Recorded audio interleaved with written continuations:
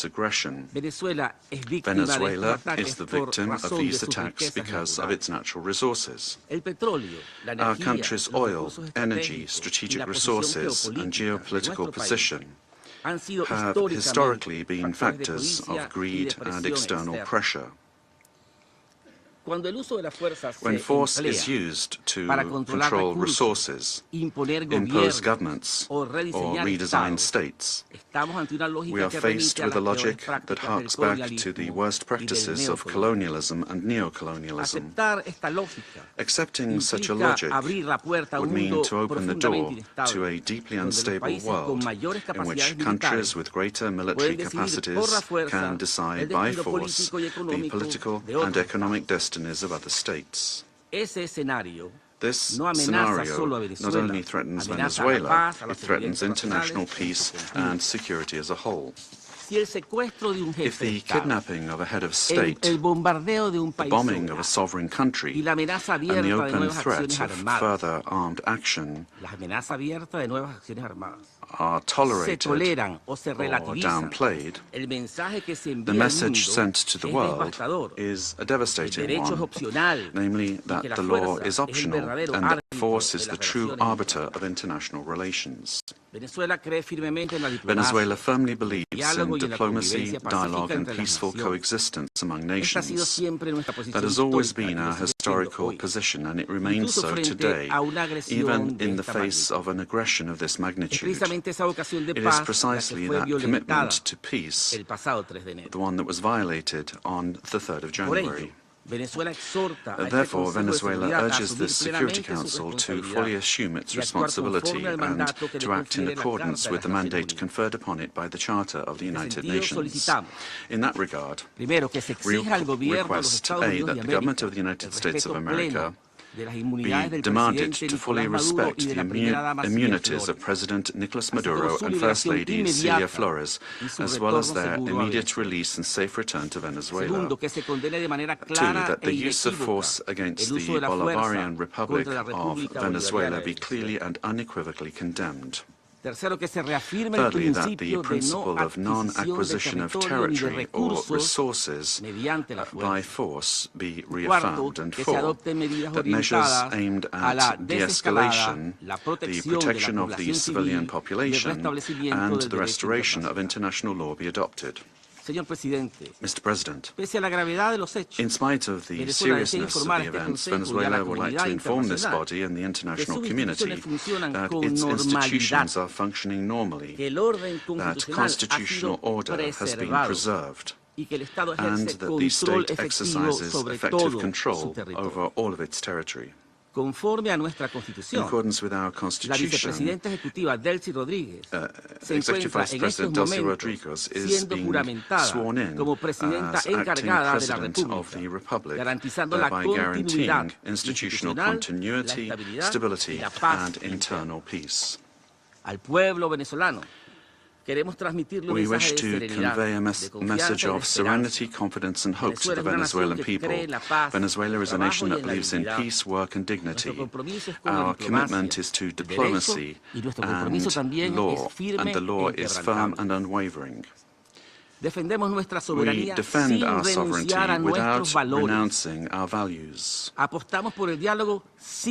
We bet on dialogue without accepting imposition. We believe in a future of coexistence, development, and mutual respect among nations. We trust that the Security Council will rise to the historic moment facing humanity and choose the path of legality, collective responsibility, and peace.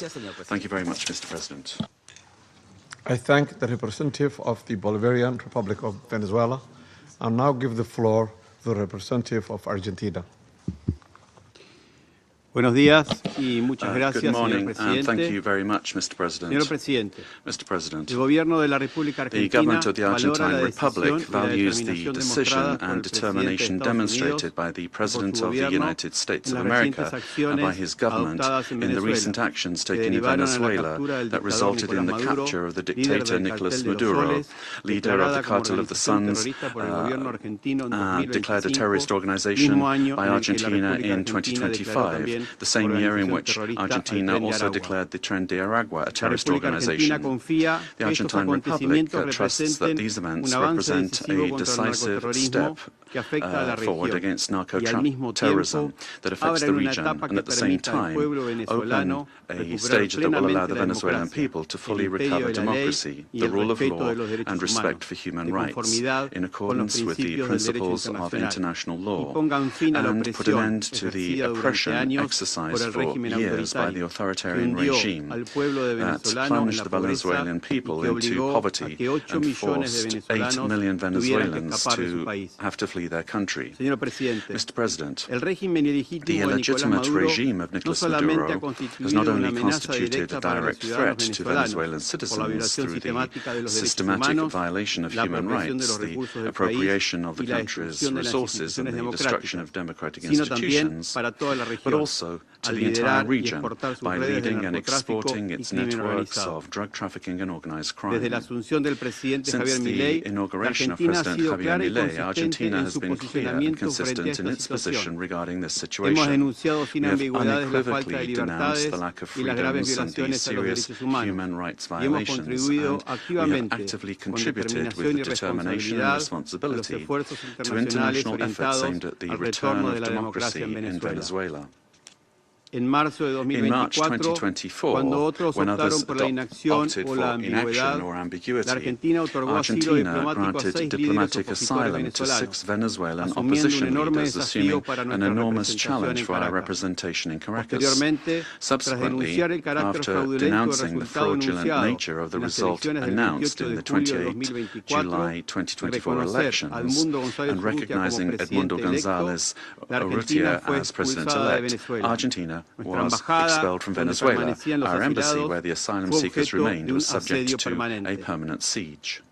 Despite these pressures, the Argentine Republic maintained its unwavering conviction to continue denouncing the situation in Venezuela and to act in every available international forum so that Venezuela could once again embrace freedom and democracy. Mr. President, this is not the first time that Argentina has addressed the Security Council regarding the situation in Venezuela. On the 23rd of December last, we expressed our deep concern over institutional and humanitarian deteriorating situation, noting the effects of the illegitimate regime of Nicolas Maduro transcended the domestic sphere and negatively affected regional stability, constituting a concrete threat to hemispheric security.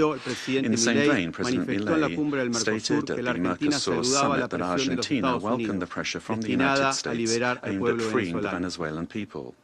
Today, the international community faces a new scenario that poses a dual challenge: to support a genuine democratic transition in Venezuela and to contribute to the lasting restoration of peace and security in our region. Faced with both challenges, the Argentine Republic stands ready and willing to cooperate.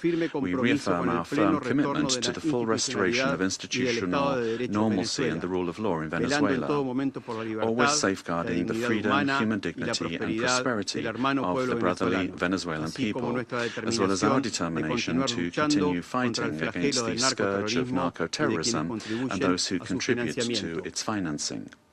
The process that begins today requires the firm and coordinated commitment of all those countries that have accompanied the Venezuelan people in their long struggle, so that Venezuela can leave behind more than 2 decades of political, humanitarian and social crisis and can finally be reunited with freedom, democracy, respect for human rights and economic prosperity. Mr. President, finally, the Argentine Republic requests that the authorities responsible for administering the transition in Venezuela contribute to the immediate release of the Argentine citizen Nahuel Gallo, who has been in a situation of enforced disappearance since the 8th of December 2024, in clear violation of his human rights, and that his prompt and safe return to our country be guaranteed. Thank you. I thank the representative of Argentina and now give the floor to the representative of Chile. Thank you, Mr. President. Chile would like to thank Somalia for convening this informational briefing under the item Threats to International Peace and Security. We'd also like to thank Madam Rosemary DiCarlo, USG for Political and Peacebuilding Affairs, as well as the briefings from Mr. Jeffrey Sachs and Ms. Mercedes de Freitas. President, Chile would like to express our deep concern and firm condemnation of the unilateral military action taken by the United States in the territory of the Bolivarian Republic of Venezuela. We also reiterate consistently our firm commitment to respect for international law, sovereignty and territorial integrity of states, and the peaceful settlement of disputes, the prohibition of the threat or the use of the threat of force, and full respect for human rights. These affirmations are accepted by the majority, and they must maintain their importance in order to preserve international peace and security.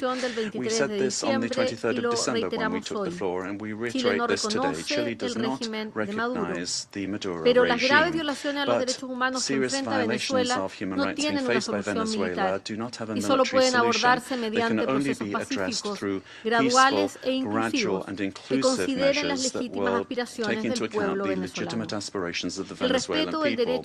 Respect for international law does not allow for exceptions, including when it comes to addressing the illegitimacy of a president. Problems must always be solved within the normative framework that we have provided for ourselves as nations. The future of Venezuela must include free elections, citizen participation, and international assistance, and not with actions that could create dangerous precedents or escalate tensions in the region with serious consequences for the population.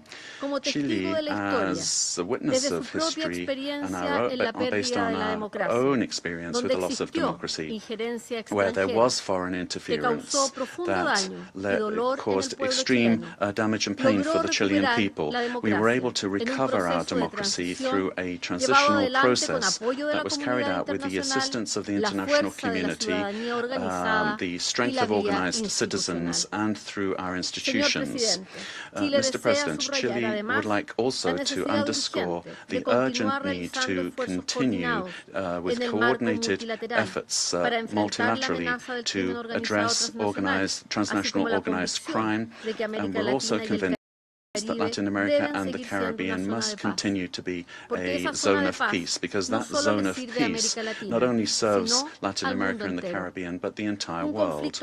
An armed conflict will have devastating humanitarian consequences in Venezuela and in the region. It will worsen the suffering of the civilian population and worsen even further the displacement, insecurity and vulnerability aspects of the situation. We reiterate that any differences must be dealt with exclusively through peaceful means in strict respect for international law, the sovereignty of states, and the prohibition of the use or the threat of the use of force. As was recently indicated by the heads of state of Brazil, Chile, Mexico, Uruguay, and Spain, we express our concern with regard to any attempt to control government administration or foreign ownership of strategic assets. This would be against international law and would threaten the political, economic and social stability of the region. Mr. President, given this complex scenario, Chile welcomes the role that could be played by multilateral fora. And here, particularly, we would refer to the role of the United Nations, and particularly the role that could be played by the Secretary General and by this Council, with the consent of the parties involved to contribute to de-escalating the situation and searching for an understanding that would favor a peaceful and lasting exit to the crisis.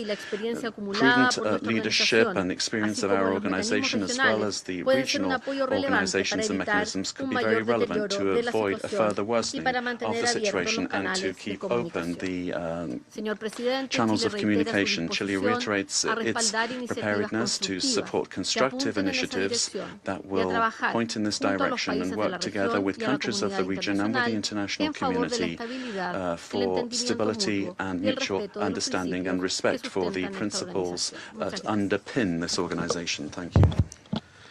I thank the representative of Chile for the statement and now give the floor to the representatives of Brazil. Mr. President, we'd like to thank Somalia for convening this emergency session of the Security Council. Brazil categorically and firmly rejects the armed intervention in Venezuelan territory in flagrant violation of the Charter of the United Nations and of international law. The bombings on Venezuelan territory and the capture of its president cross an unacceptable line. These acts constitute a very serious affront to the sovereignty of Venezuela and set an extremely dangerous precedent for the entire international community. The Charter of the United Nations establishes as a pillar of the international order the prohibition of the use of force against the territorial integrity or political independence of any state, except in the circumstances strictly provided for therein. The acceptance of actions of this nature would inexorably lead to a scenario marked by violence, disorder, and the erosion of multilateralism to the detriment of international law and institutions. The effects of the weakening of international governance and cooperation mechanisms are already evident. The record number since the Second World War of 61 active armed conflicts, the unprecedented figure of 117 million people in situations of humanitarian disaster around the world, reflecting the increase in wars, displacement and crimes against humanity, such as the genocide in Gaza, and the global increase in military spending, which is approaching the historical mark of $2.7 trillion.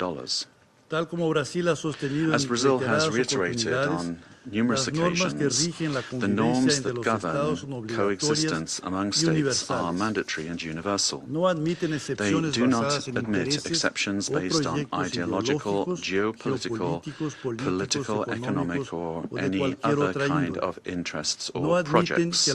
They do not admit that the exploitation of natural or economic resources justifies the use of force or the illegal change of a government. The multipolar world of the 21st century, which promotes peace and prosperity, must not be confused with spheres of influence. We cannot accept the argument that the end justifies the means. This reasoning lacks legitimacy and opens the possibility of granting the strongest the right to define what is just or unjust, what is right or wrong, and even to ignore national sovereignties, imposing the decisions to be taken by the weakest. Latin America and the Caribbean have made peace a conscious, lasting, and irreversible choice. The resort to force in our region evokes chapters of history that we believed we'd left behind us and endangers the collective effort to preserve the region as a zone of peace and cooperation, free of armed conflicts, respectful of international law and the principle of non-intervention. Armed interventions in the past have had profoundly negative and lasting consequences. Contrary to freedom and democracy, those interventions produced authoritarian regimes and serious violations of human rights, leaving as a lamentable result thousands of dead, political prisoners, tortured persons and disappeared persons whose families still today search for their loved ones as well as justice and reparation. For the first time in South America, a profoundly alarming event has occurred. An external armed aggression with the deployment of troops and bombings in a neighboring country contiguous with Brazil, with which we share more than 2,000 kilometers of border. Mr. President, South America is a zone of peace. I insist upon that. We have upheld and will uphold with full determination peace and non-intervention in our region. Furthermore, Brazil does not believe that the solution to the situation in Venezuela lies in the creation of protectorates in the country, but rather in solutions conditions that respect the self-determination of the Venezuelan people within the framework of its constitution. The events of January 3rd transcend the regional sphere. The attack on the sovereignty of any country, regardless of the direction of its government, affects the entire international community.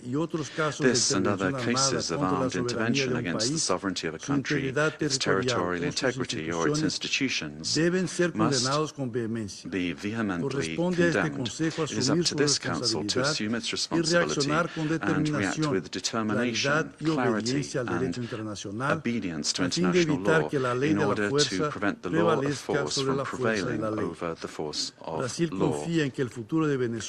Brazil trusts that the future of Venezuela will be built by the Venezuelan people through dialogue, without external interference, and within the framework of international law. Thank you. I thank the representative of Brazil for the statement, and now give the floor to the representative of Mexico. Señor Presidente, Mr. President, gracias por haber convocado thank you for a esta reunión de having emergencia del convened Consejo. this emergency meeting of the El Council. gobierno de México ha hecho The government of explícita Mexico ya has already su posición de made condena its position a la clear with agresión regard to our militar condemnation del of the pasado military 3 de enero aggression of January contra 3rd objetivos en against territorio de targets in Venezuela, the territory of en Venezuela, clara in violación clear violation del of artículo Article 2 de la of Carta the de las Charter Naciones of the Unidas. United Nations. Estas acciones These no actions deben must not permitirse, be pues allowed, constituyen as they un severo constitute golpe a severe blow a la Carta to y the al Charter multilateralismo. and to multilateralism. México quisiera Mexico would precisar like to los clarify the siguientes following 4 points. puntos. 4 points. Número 1. La Number 1, proscripción the de la prohibition amenaza of the threat y el uso de la or fuerza the use of contra la force soberanía, against the la sovereignty, integridad territorial territorial integrity, o la or independencia political política independence de todo of Estado any state es el is fundamento the del derecho foundation internacional, of international law, sin importar el regardless país of the o el country gobierno de que or se the trate. government involved. 2. La 2. retórica que apunta Rhetoric hacia un pointing escalamiento towards the o escalation expansión or de las acciones expansion of militares, military actions, incluidos otros including países de to nuestra other región, countries in our region, amenaza la threatens estabilidad regional regional. stability. 3. 3. El Consejo de The Seguridad Security Council tiene la has the responsabilidad responsibility y sobre todo and, above la all, it has obligación the de obligation actuar de to manera act decisiva decisively y sin and dobles without estándares double ante standards violaciones in graves a la face of Carta serious y para violations of restablecer the Charter la paz y la and seguridad to restore international internacionales peace and en security estricto in apego strict adherence a lo to the dispuesto en provisions su artículo of Article 24 24 y and observando observing el Article artículo 27, inciso 3. 27.3. 4. 4. Corresponde a los It pueblos is for soberanos sovereign peoples decidir su to destino decide their destiny y encontrar and to soluciones find pacíficas, peaceful, democráticas y democratic negociadas and a negotiated sus diferencias solutions to their políticas political en differences un marco de within a irrestricto framework respeto of a los unrestricted derechos respect for human rights.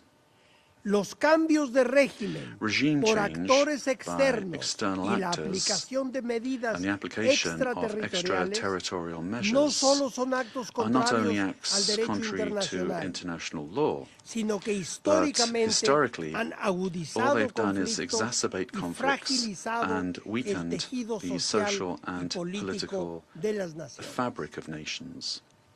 Señor presidente, Mr. President, estimados colegas, esteemed colleagues, estimadas colegas, a pesar de las diferencias políticas despite the entre political nuestros differences gobiernos, among our governments, América Latina y el Latin Caribe America and the se ha Caribbean forjado has como been una zona de paz. forged as a zone of peace. Colectivamente hemos Collectively, recurrido durante we have, décadas for ya decades now, a los resorted mecanismos to the políticos y available jurídicos political disponibles and legal de mechanisms solución de available controversias. in order to peacefully settle La disputes. violación actual The current de este frágil violation of this equilibrio fragile pone balance en grave gravely riesgo endangers la estabilidad the political política stability y la seguridad and de la the región, security of the region, así como el as well bienestar as the de well-being nuestros pueblos. of our peoples. Those who justify these acts deny the independent history of Latin America and the Caribbean. Mexico, firm in its constitutional principles of foreign policy and its pacifist calling, emphatically reiterates that dialogue and negotiation are the only legitimate and effective ways to resolve existing differences. I reiterate the call. We cannot overlook the fact that this session of the Council has been held only now, when what we face is a serious situation that puts international peace and security at risk. Thank you. I thank the representative of Mexico for his statement, and now give the floor to the representative of Paraguay. Gracias, señor presidente. Thank you, Mr. President. La delegación de la República del Paraguay the delegation of Paraguay would like to thank the presidency and the members of the Council for the opportunity to take the floor at this very important session.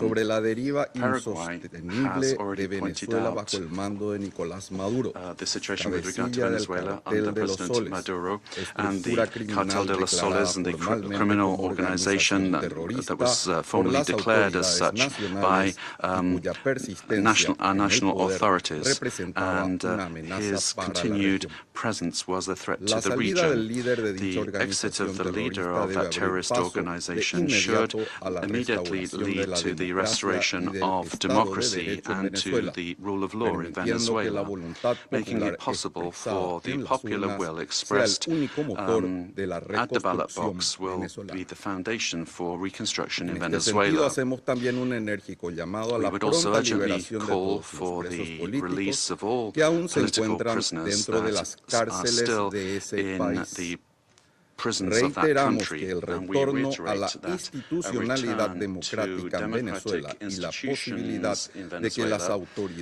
and the possibility for the legitimately elected authorities to resume their functions are fundamental steps for stability in the region. And finally, Paraguay reaffirms our historic commitment to the peaceful settlement of disputes, and we desarrollo de los acontecimientos actuales en Venezuela y alienta a priorizar vías democráticas que garanticen una transición ordenada.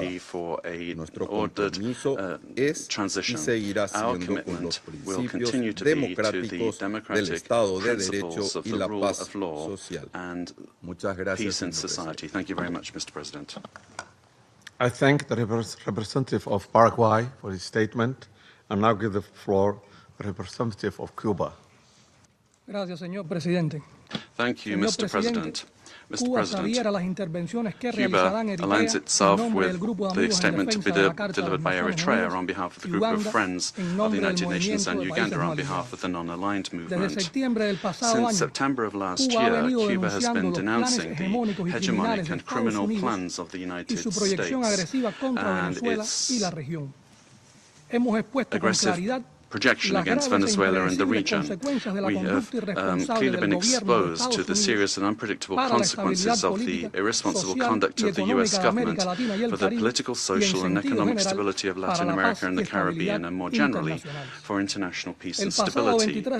On the 23rd of December, in this very body, we set out the sequence and escalation of actions carried out by the United States with the aim of overthrowing by force the legitimate and constitutional government of Venezuela and destroying the civic and military union. The United States resorted to various maneuvers to materialize its plans for domination, including vile extrajudicial executions and acts of piracy, maritime terrorism against oil tankers and their crews in international waters of the Caribbean Sea, as well as the imposition of an illegal naval blockade against Venezuela and the politically motivated designation of its legitimate government as a foreign terrorist organization. Previously, it had subjected that country to prolonged unilateral coercive measures, economic asphyxiation, smear campaigns, and attacks against some of its important institutions, exposing it to a cruel psychological war, with absolute disrespect for the Charter of the United Nations and international law, including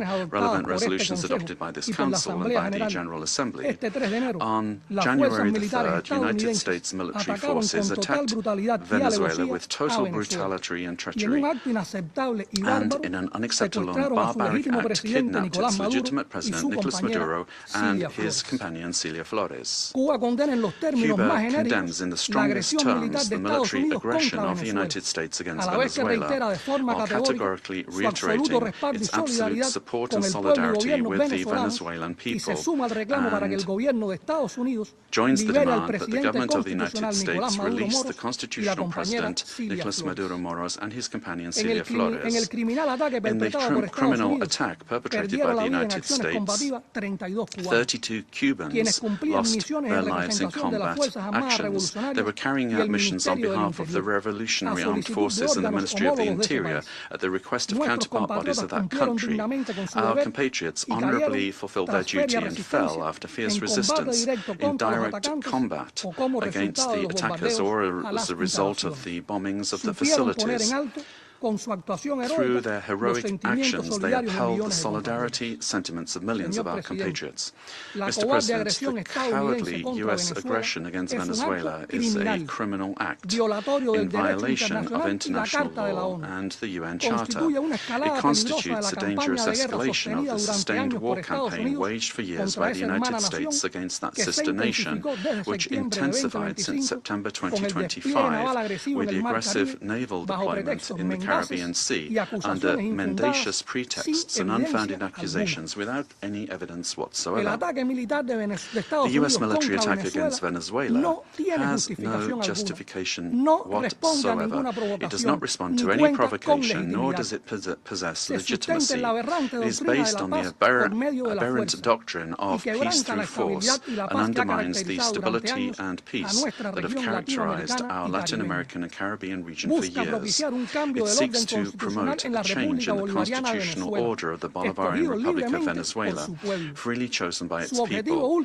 Its ultimate objective is not the false narrative of combating drug trafficking, but control over Venezuela's land and natural resources, as has been openly and shamelessly declared by President Trump and his Secretary of State. This is an imperialist and fascist aggression with objectives of domination that seeks to revive the U.S. hegemonic ambitions over our America, anchored in the outdated Monroe Doctrine. It also seeks to intimidate and subjugate the governments of Latin America and the Caribbean. Cuba calls for an urgent reaction from the international community against this criminal attack on Venezuela, a peaceful nation that does not attack the United States or any other country. We call on all governments, parliaments, social movements, and peoples of the world to condemn the U.S. military aggression against Venezuela and to confront this act of state terrorism that threatens international peace and security and seeks to impose a new doctrine of U.S. imperialist domination in Latin America and the Caribbean and in the world. Mr. President, the recent statements about imperialist plans to steer Venezuela toward a supposed safe, appropriate and prudent transition are totally unacceptable. In the U.S. vision of domination, this means imposing a puppet government functional to its predatory goals, particularly unrestricted access to and plundering of natural resources that, by right, belong to the Venezuelan people. Determining the destiny of Venezuela is an exclusive right of its people, without external interference. If the U.S. government, lacking any moral authority whatsoever, truly cared about the peace, freedom and justice of Venezuelan men and women, it would not have bombed that territory with absolute disregard for the lives, sovereignty and territorial integrity of that nation. I conclude by reaffirming our unwavering adherence to the proclamation of Latin America and the Caribbean as a zone of peace, and by calling for action with the firmness and determination that current circumstances demand, always in defense of international law and of the future of peace for all the peoples of our America and of the world. Thank you. I thank the representative of Cuba for the statement and now give the floor to the representative of Nicaragua. Muchas gracias, señor presidente. Thank you very much, Mr. President. Latin y America el Caribe and the Caribbean es zona de is paz, a zone of peace, declarada por la Comunidad de Estados declared Latinoamericanos by y the Caribeños, Community of Latin American and Caribbean en States, nombre de CELAC, todos los on pueblos behalf y of all gobiernos of the de peoples nuestra and región. governments of our region. Esta zona de This paz zone of debe peace ser must absolutamente be respetada fully por todos los respected gobiernos del by mundo, all governments sin of the world excepción, without exception, y en especial and in por particular los miembros de by este the members Consejo de of this Seguridad Security Council responsable por la paz responsible y for seguridad international internacional. peace and security. Esta decisión, This decision, deseos y aspiraciones de nuestros these pueblos desires and aspirations of our son una peoples aportación noble are a a la noble paz mundial, contribution to world peace, al derecho to international internacional, law, a and la Carta to the de Naciones United Unidas. Nations Charter.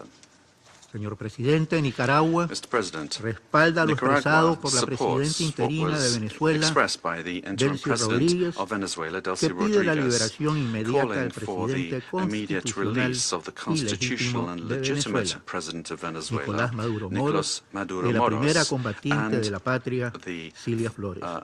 first fighter Todos of los the Estados miembros de country, Naciones Cilia Unidas, Flores.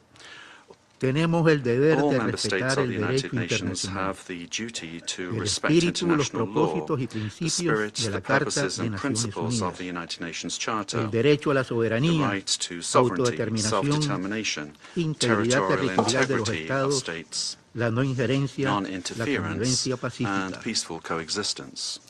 El pueblo venezolano The es Venezuelan el pueblo people digno de Bolívar, are de a Chávez, dignified de people, Maduro, the people of Bolivar, e of históricamente Chavez, and of Maduro, indoblegable, and que defiende su soberanía they have y su never derecho a la paz. bowed the knee. Nicaragua They defend their right to siempre sovereignty estará con and Venezuela. their right to peace. Nicaragua will always La stand paz with ha sido Venezuela. profundamente Peace herida has been y la familia deeply humana, damaged, and the la human comunidad de family, the naciones, community of nations, los pueblos del the mundo, peoples of the world, urgimos que se reinstale we urge all como of you absoluto reflejo de la dignidad de todos los pueblos. Muchas gracias. respect the dignity of all peoples. Thank you.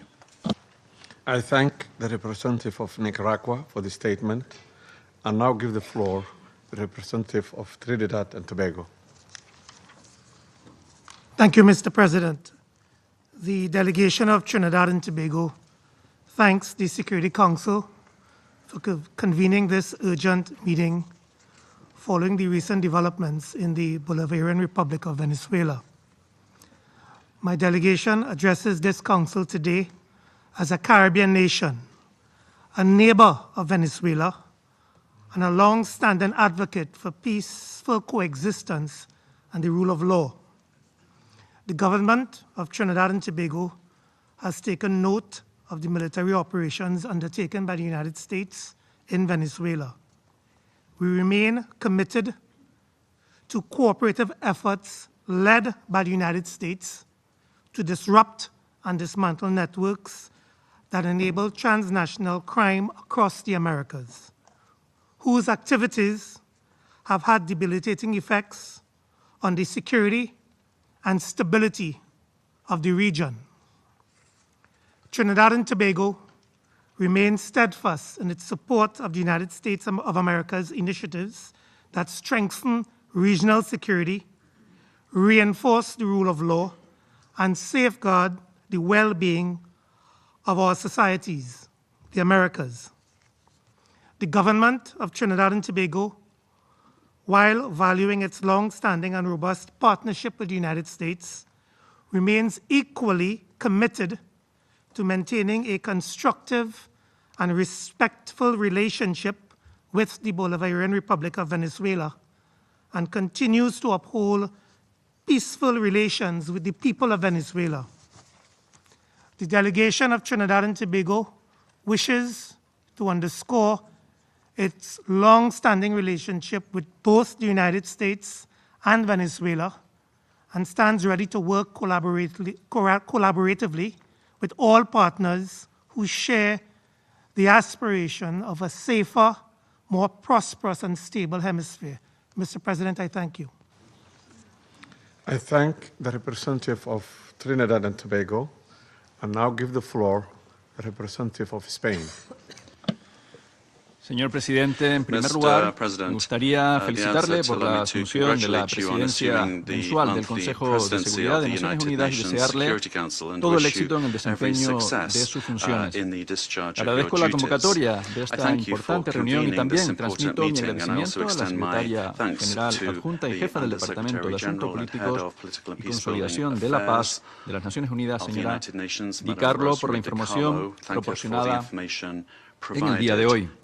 España expresa su profunda preocupación por lo ocurrido en Venezuela, que, como ha señalado el secretario general de Naciones Unidas, constituye un precedente muy preocupante con implicaciones para la región y para el mundo. El respeto a los principios de la Carta de Naciones Unidas, en particular a la soberanía e integridad territorial de los Estados y a la prohibición del uso y amenaza de la fuerza, es indispensable para garantizar la convivencia internacional. España defiende la vigencia de un orden internacional basado en reglas, donde resulta imperativo apostar, como recoge el artículo 2.3 de la Carta, por el arreglo pacífico de las controversias. Consideramos que estas acciones constituyen un precedente muy preocupante para la paz y la seguridad regional, y recordamos que los recursos naturales del país son parte de su soberanía. Compartimos que la lucha contra el crimen organizado en la región es una prioridad, pero esa lucha solo puede hacerse mediante la cooperación internacional. Compartimos también que es prioritario defender los derechos humanos y las libertades públicas en Venezuela. España quiere trabajar por la paz, la estabilidad, la democracia, el progreso y la justicia social. Y eso no puede venir impuesto por la fuerza.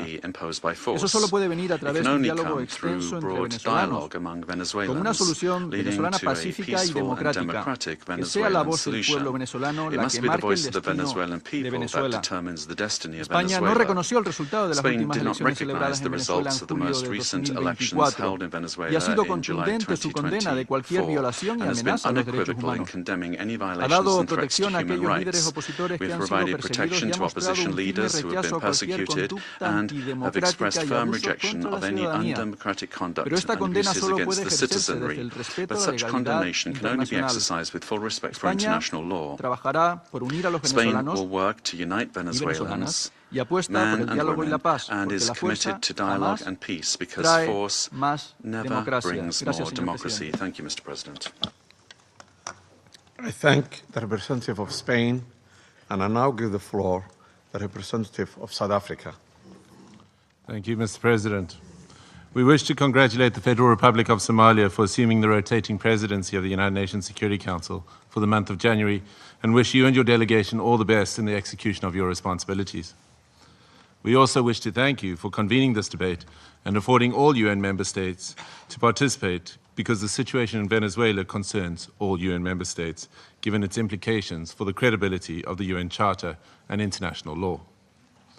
Mr. President, integral to the maintenance of international peace and security since the establishment of the United Nations is the understanding that no nation can claim to be legally or morally superior to another. We are all nations born out of different histories and contexts, ascribing to the common values and principles enshrined in the Charter of the United Nations. Chief amongst these principles is the sovereign equality of all its members. By signing the Charter, we have all committed to settle our international disputes by peaceful means in such a manner that international peace, security, and justice are not endangered. We have also committed to refrain in our foreign relations from the threat or use of force against the territorial integrity or political independence of any state, or in any other manner inconsistent with the purposes and principles of the United Nations. The International Court of Justice has also previously affirmed that international law prohibits the use of force and intervention in another state's affairs. Due to the shortcomings of its predecessor, the League of Nations, the UN was created to prevent countries from resorting to conflict, to settle disputes and prohibit the use of force unless it is done in a legally prescribed manner.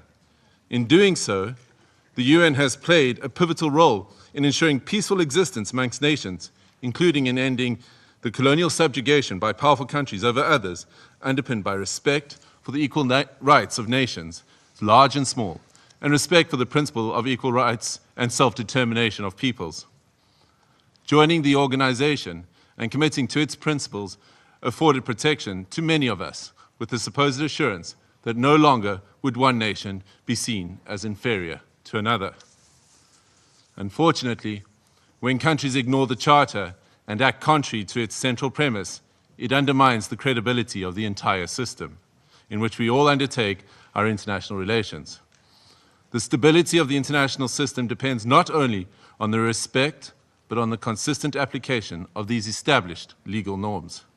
We all benefit from a rules-based international order based on international law. When we break those norms, we invite anarchy and an environment where might makes right, ignoring the complexity of interrelations and interdependence in our modern world. Mr. President, the unilateral military strikes carried out by the United States of America against Venezuela and the abduction of President Nicolas Maduro and his spouse from Venezuelan territory for transfer to the United States wantonly violates the sovereignty and territorial integrity and independence of Venezuela. These actions are also in stark contrast to our established legal norms, reinforcing the belief that might is right and undermining diplomacy. History has repeatedly demonstrated that military invasions against sovereign states yield only instability and deepen crises. Unlawful unilateral force of this nature undermines the stability of the international order and the principle of equality among nations. Such use of force also undermines the institutional infrastructure established to regulate relations among nations.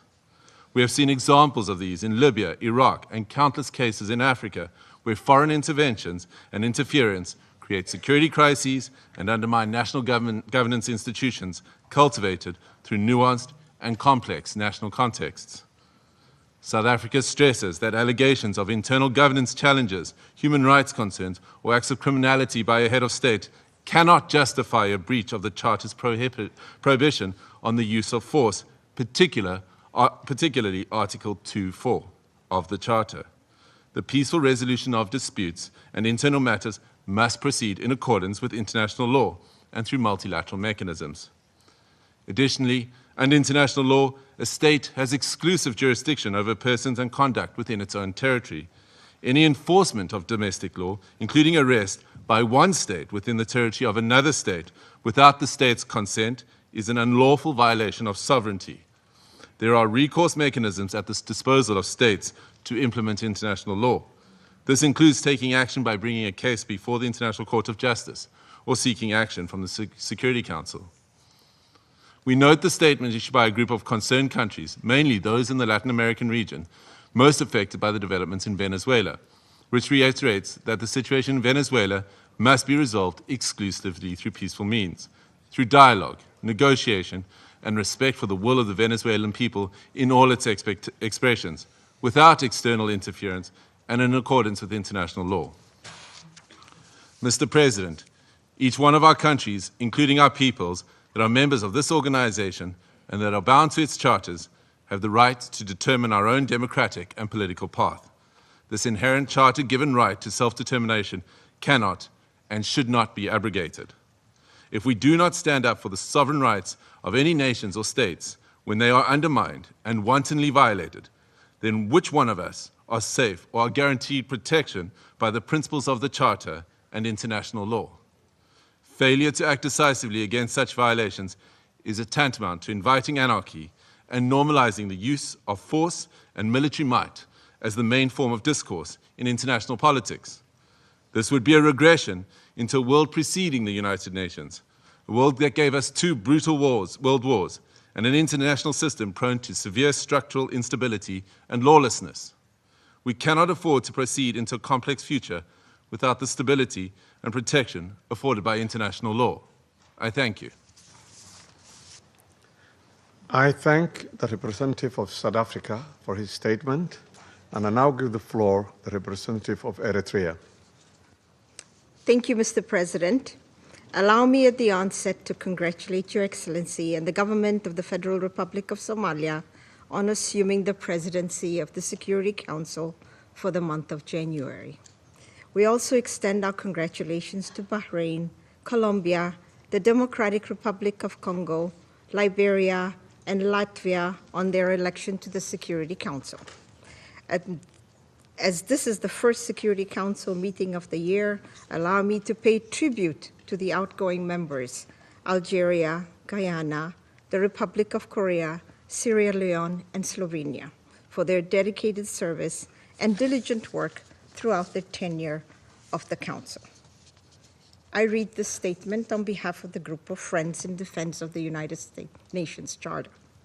The Group of Friends in Defense of the Charter of the United Nations condemns the most unequivocal and categoric manner the act of aggression perpetrated on 3rd January 2026 against the Bolivarian Republic of Venezuela by special forces of the United States of America, which included armed attacks against civilian and military objects in the capital city of Caracas, as well as in various other cities of the Venezuelan territory, and the illegal abduction of the President and First Lady of the Bolivarian Republic of Venezuela, His Excellency Mr. Nicolas Maduro Moros, and Her Excellency Mrs. Celia Flores de Maduro. The member states of the Group of Friends in Defense of the Charter of the United Nations expressed their serious concern at the impact of these series of armed attacks, particularly on civilians and their human rights to life, which have included military assaults with U.S. Special Forces, while emphasizing that such acts constitute a clear breach of international law and of each and every principle governing international relations, including those foreseen in the Charter of the United Nations. The Group of Friends of the Charter of the United Nations reiterates its firm support to the constitutional government of the Bolivarian Republic of Venezuela under the leadership of President Nicolas Maduro Moros, and emphasize the importance of ensuring strict respect for the inviolability of the immunities accorded to heads of states and government under international law, while renewing its unwavering solidarity with the Venezuelan people in their ongoing struggle for defending their homeland, including through the actions it may take within the framework of international law to exercise its inalienable right to self-defense.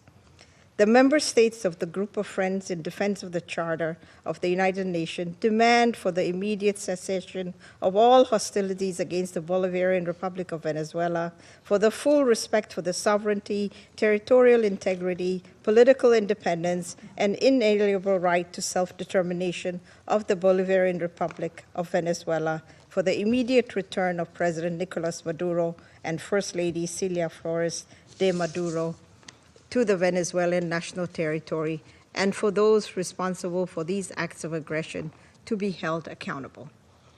The Group of Friends of the Charter of the United Nations firmly reject the remarks delivered by the President of the United States of America during the afternoon of 3rd January 2026, in which he not only threatened with additional airstrikes against the Venezuelan territory, but also claimed to resolve to occupy and govern the Bolivarian Republic of Venezuela, and to exploit the natural resources and administer the wealth of that sisterly nation in what can only be described as the confession of a clear plan of annexation that foresees, among others, the complete obliteration of the inalienable rights of the Venezuelan people, as well as the fundamental rights of the Venezuelan state as a whole.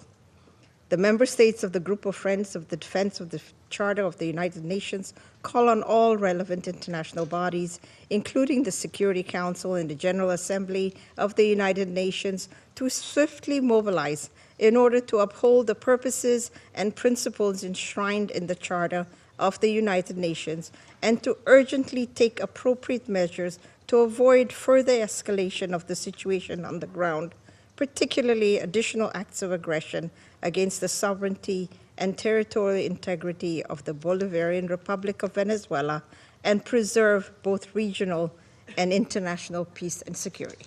I thank you. I thank the representative of Eritrea for her statement, and I now give the floor to the representative of Islamic Republic of Iran. Thank you. In the name of God, the compassionate and merciful, thank you, Mr. President, for convening this emergency and important meeting. We acknowledge the presence of the Undersecretary General Ms. DiCarlo at this meeting and extend our appreciation to Professor Jeffrey Sachs for his informative and insightful briefing.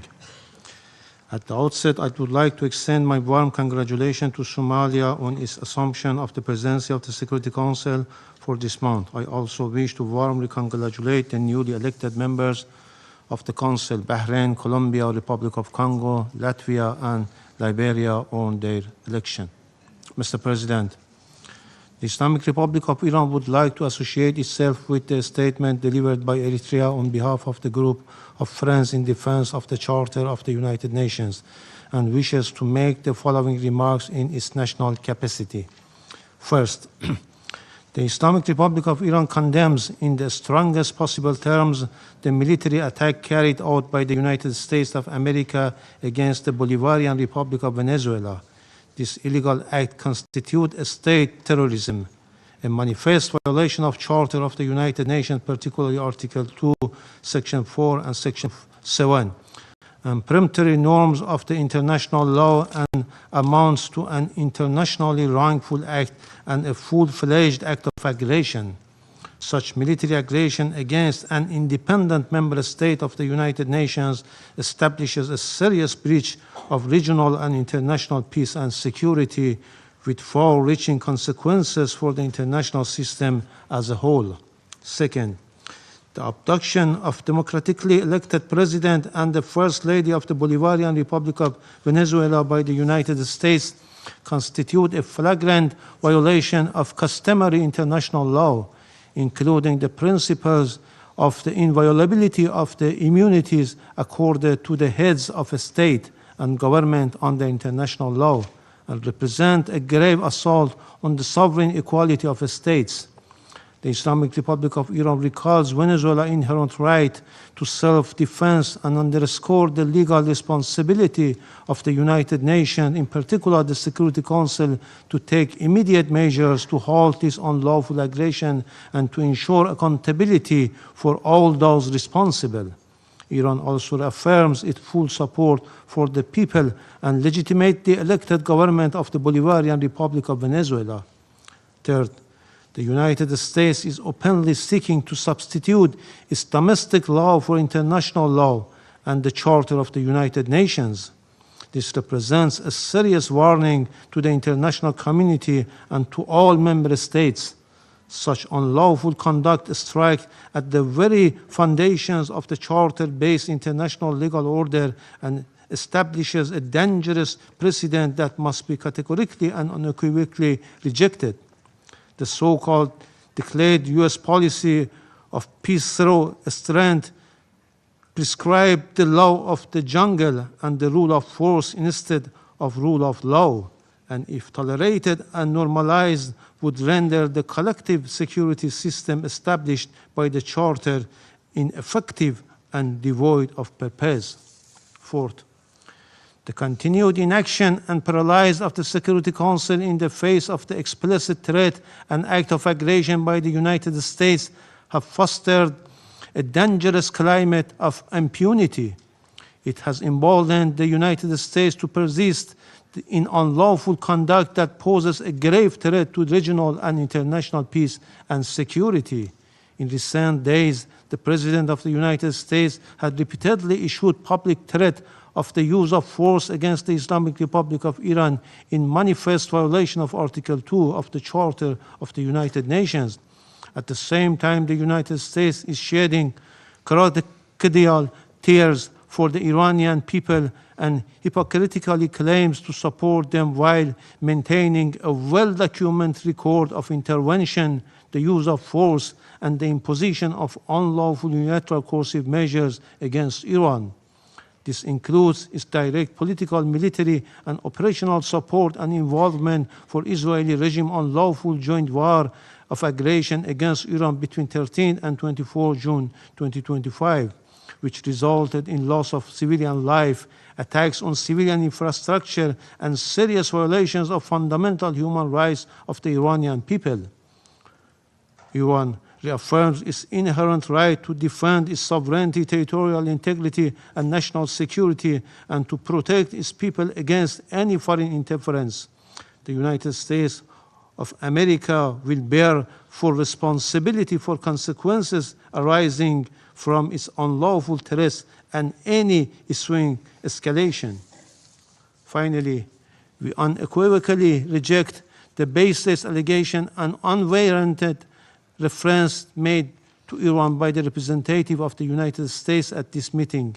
The facts on the ground are clear, speak loudly for themselves, and cannot be concealed by political rhetoric or manufactured narrative. I thank you. I thank the representative of Islamic Republic of Iran and now give the floor to the representative of Uganda. Thank you, Mr. President. I have the honor to deliver this statement on behalf of the Non-Aligned Movement, NAM, representing 121 member states united by the shared principle of respect for the sovereignty and territorial integrity of all nations. The Coordinating Bureau of the Non-Aligned Movement, NAM, categorically condemns the act of aggression perpetuated by the United States of America against the Bolivian Republic of Venezuela since the early hours of 3rd January 2026, which included armed attacks against civilian and military locations in the capital city of Caracas, as well as in various other cities of the Venezuelan territory. The Coordinating Bureau of the Non-Aligned Movement notes that attacks in question, which blatantly violate the purposes and the principles enshrined in the Charter of the United Nations, as well as the norms of the international law, constitute an act of war against the Bolivian Republic of Venezuela that undermines both regional and international peace, security, and stability, while also threatening the very right to life of the Venezuelan people. Excuse me. The Coordinating Bureau of the Non-Aligned Movement demands the immediate cessation of all hostilities against the Bolivian Republic of Venezuela, the full respect of the sovereignty, territorial integrity, political independence, and inalienable rights to the self-determination of Bolivian Republic of Venezuela, and that those responsible for those ongoing acts of aggression to be held accountable. The Coordinating Bureau of the Non-Aligned Movement reaffirms the inviolability of the immunities accorded to the heads of states and government under international law, which constitute a fundamental pillar of sovereign equality, peace, coexistence, and stable international relations. These immunities, firmly rooted in customary international law and consistent with the purposes and principles of the Charter of the United Nations, must be respected universally without discrimination, and any actions or measures that undermine or selectively disregard them risk eroding multilateralism, destabilizing international relations, and weakening the international legal order. Excuse me. Mr. President, the Coordinating Bureau of the Non-Aligned Movement reiterates its full solidarity with the people and government of the Bolivian Republic of Venezuela at this critical time, and insists that military solutions are not viable avenues for addressing any issues that may be of concern between members of the international community. I thank you, Mr. President. I thank the representative of Uganda for the statement.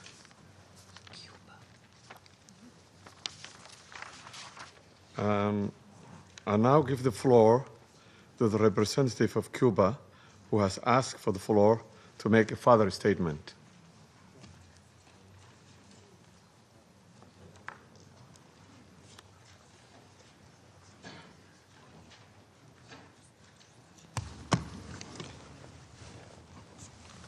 Gracias, señor presidente. Thank you, Mr. Señor President. presidente, Mr. President, mi delegación se ve obligada a hacer uso de my la delegation palabra feels it must take para the floor responder a las again to acusaciones respond to the infundadas unfounded formuladas por la delegación de accusations Estados formulated Unidos by contra the Cuba. United States against Resulta Cuba. indignante It que is, quienes han we are protagonizado indignant that those agresiones that have unilaterales led y unilateral violaciones aggressions and sistemáticas del derecho systematic internacional violations of pretendan international law erigirse en jueces de otros pretend estados to soberanos, judge lo other que en una sovereign actitud states absolutamente inmoral with a e totally irrespetuoso immoral e and irresponsable. irresponsible attitude lacking respect. We fundamentally reject the accusations that Cuba has intelligence assets in Venezuela. These kinds of statements lack any factual base and are a clear attempt to take the eyes of the world off the criminal acts of the United States in the region. Cuba strictly respects the sovereignty, independence, and inalienable right of the Venezuelan people to decide their own destiny, as established by the United Nations Charter. Cooperation between both countries is in multiple spheres, has legitimate basis, and is based on bilateral agreements signed by both parties, as has been declared by the revolutionary government. The 32 combatants that fell in terrorist acts perpetrated by the United States were in missions of the revolutionary forces at the request of Venezuela. Those patriots were heroic in their action, showing solidarity with millions of Cubans. These accusations attempt to suggest that Cuba is involved in this way in Venezuela. We categorically reject that. Thank you. I thank the representative of Cuba for the statement. There is no more names inscribed on the list of speakers. The meeting is adjourned.